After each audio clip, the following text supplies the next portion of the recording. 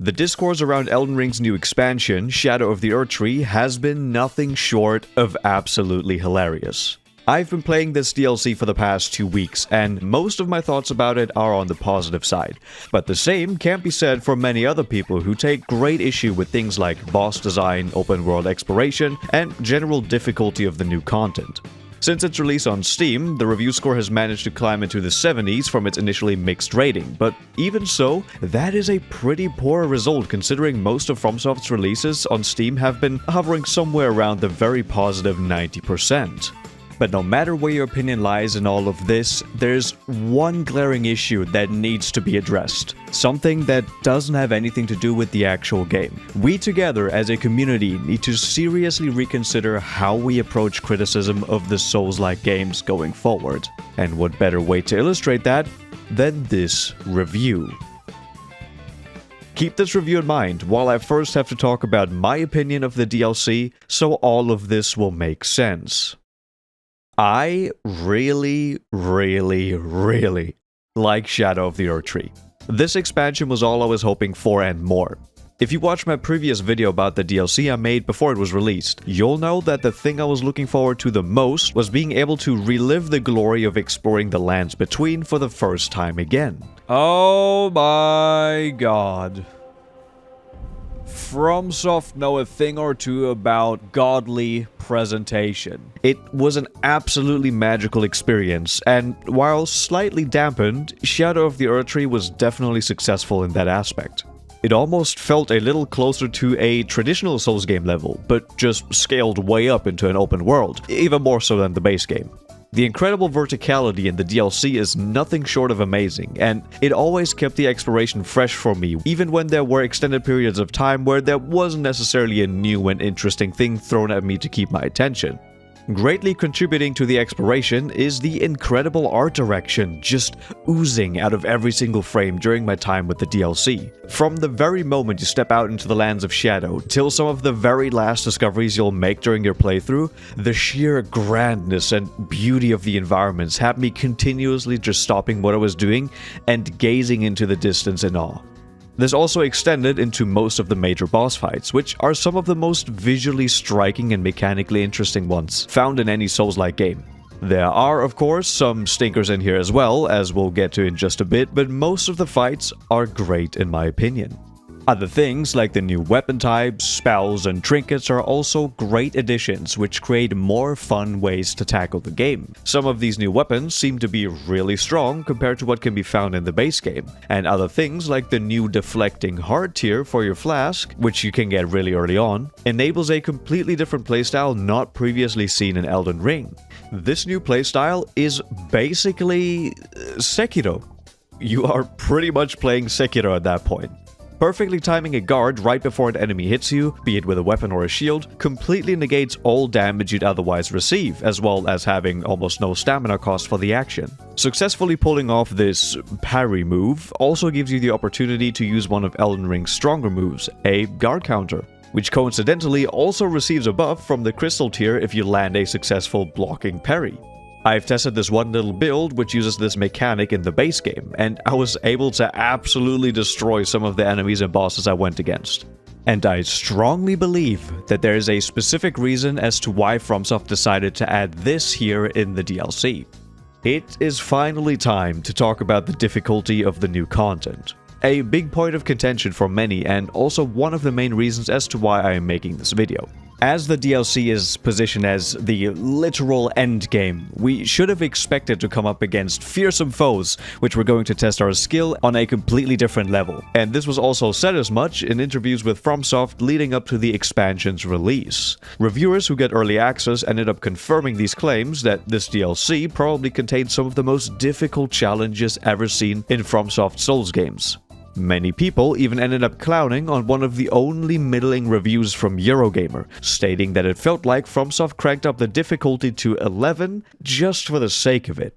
Well, to that we can only say get good, right?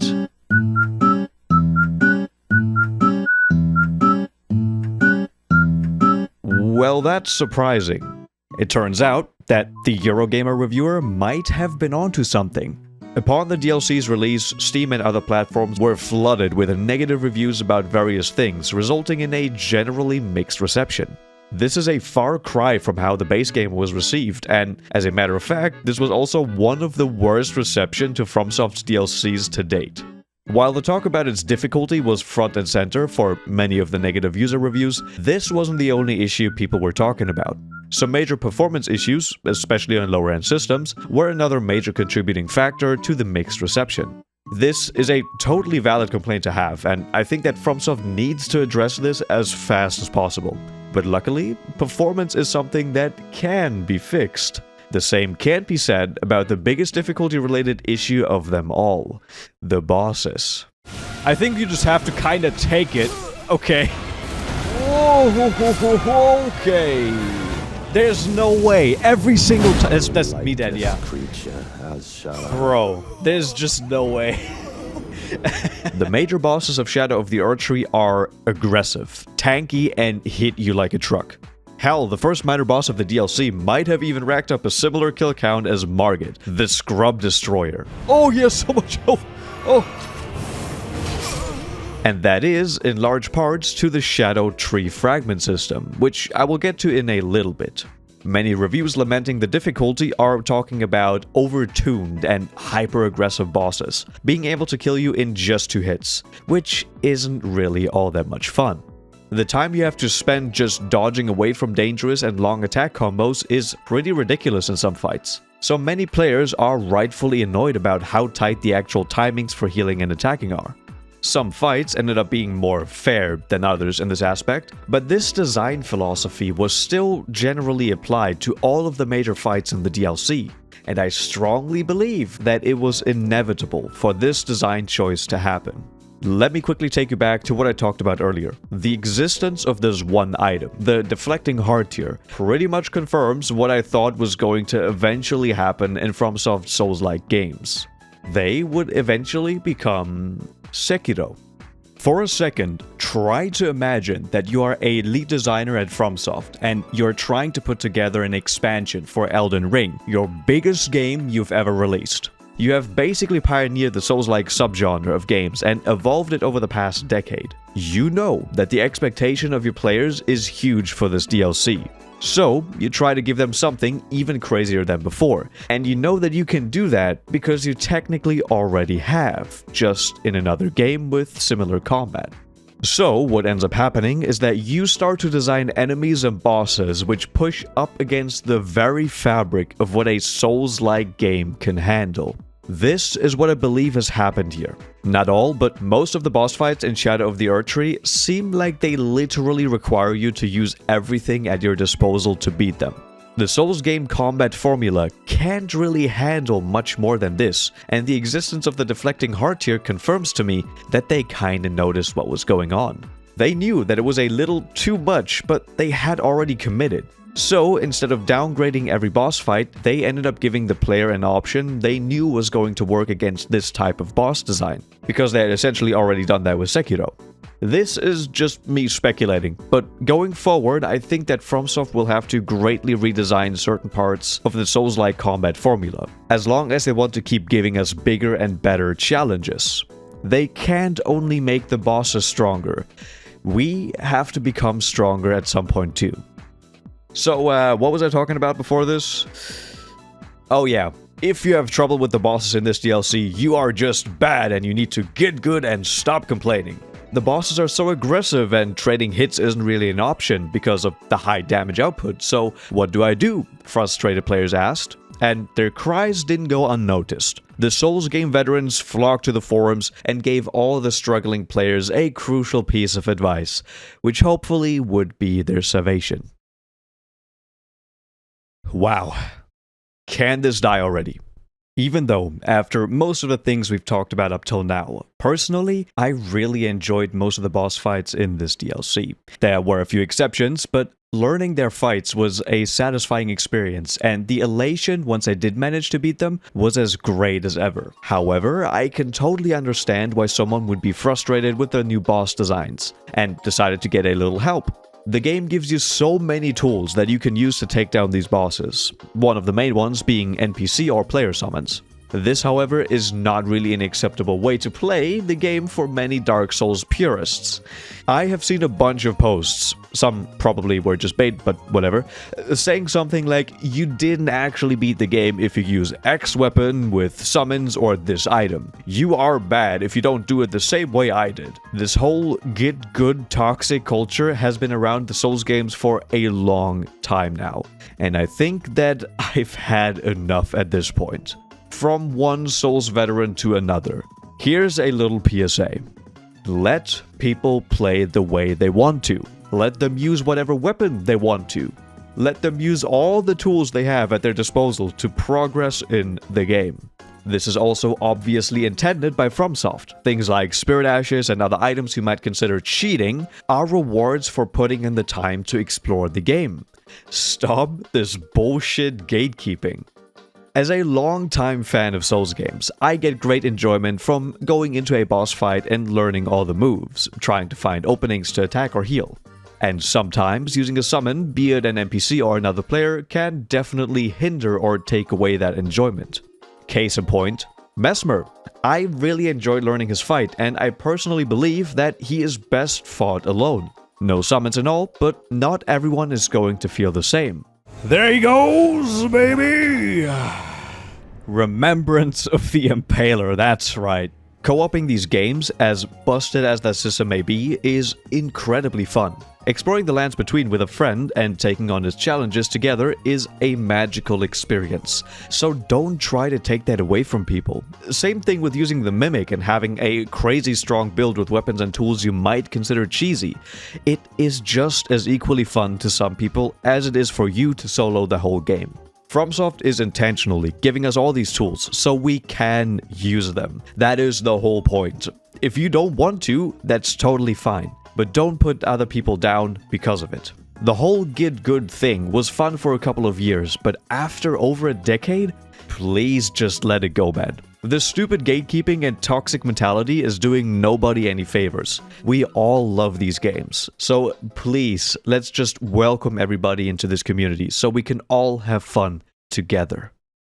I'm convinced that we as a community have single-handedly prevented thousands of gamers from getting into Souls-like games because of this weird, toxic dick-measuring contest that we seem to engage in. But now that this rant is out of my system, let's quickly go back to some of the other things I need to talk about when it comes to Shadow of the Erdtree. I quickly mentioned the Scadutree fragment system in passing earlier, which is essentially a way to control the difficulty of the DLC. The way it works is fairly simple. You basically start off at a disadvantage to your damage dealing and mitigation capabilities. The higher your Scadutree fragment level is, the more damage you will deal, as well as taking less incoming damage from enemies. Personally, I have no real issue with the system, but some do find this a little gamey and overtuned. If you are struggling at the start of the DLC and want actual advice besides the get good, you should really go and explore as much as you can before you go back to whatever boss has been using you as a punching bag. This Scadutree fragment system should not be overlooked, as it will have a massive impact on your actual gameplay experience. While I have been mostly positive about my thoughts in this video so far, I personally also have some nitpicks when it comes to the DLC. And yes, these are only nitpicks in my opinion, as the general experience was so strong that they can't really bring down my overall rating of the whole product. First, let's start with what's probably the worst thing I've encountered: the reuse of a bunch of major base game mobs and bosses. Just reusing some random mob from what we've already seen before would have been somewhat fine in my book, if they weren't the already overused ones like ulcerated tree spirits and just more dragons. I mean, come on, we've already had so many of both of these in the main game. We didn't really need to see any of them again here in the DLC. Yes, the dragons have some different moves, but I've already had my fill of them from the base game, and I just tried to get it over with as fast as possible when I had to fight them in the DLC. Still on the topic of reused enemies, I think it would have also been better if they didn't place as many of the Furnace Golems as they have. Making them a little more scarce would have generally heightened the impact of fighting one of these, so keeping it to maybe 3 of them would have been better in my opinion. I have also hinted at this earlier, but while I do generally like most of the major bosses, there were also some where I didn't really care to learn their fight or didn't really enjoy fighting them that much. For example, this weird spiky hippo thing wasn't really all that much fun to fight. And the same goes for Commander Gaius, whose design I actually did end up liking quite a bit, just not his fight. And the last issue I'm going to mention is the fact that the Jagged Peak area was really underutilized. Apart from some of the reskinned dragon fights you're able to partake in, the only really interesting aspect was the fight with Bale at the end, and I guess seeing the conclusion of Igon's questline, which will probably go down as one of my favorites in the game. Curse you, Bale! I hereby vow you will rue this day. Oh I feel like this area could have been so much more, but it just kinda ended up as a set piece with almost nothing to do in it.